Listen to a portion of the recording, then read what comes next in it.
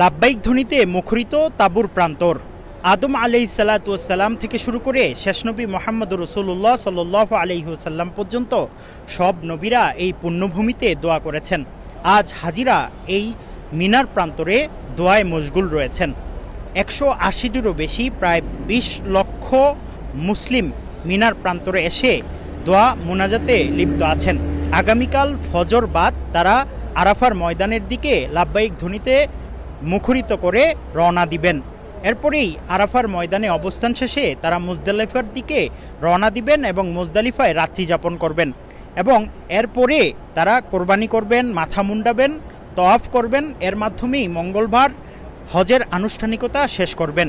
এদিকে 180টিরও বেশি দেশ থেকে আগত প্রায় 20 লাখেরও বেশি মুসলিম এখানে অবস্থান করছেন এবং দোয়া মুনাজাতে লিপ্ত রয়েছেন।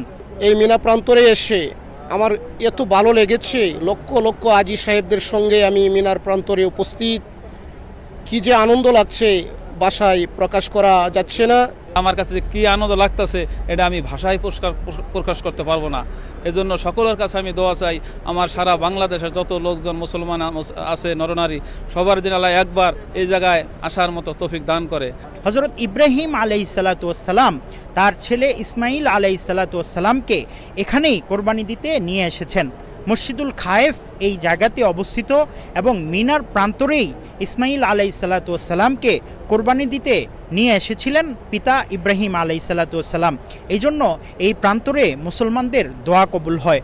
এই জন্য এই রাতের আধারে তারা দোয়া মোনাজাতে লিপ্ত রয়েছেন। 2024 সালের হজযাত্রায় প্রায় 85,000 মুসলিম হজ করতে এসেছেন।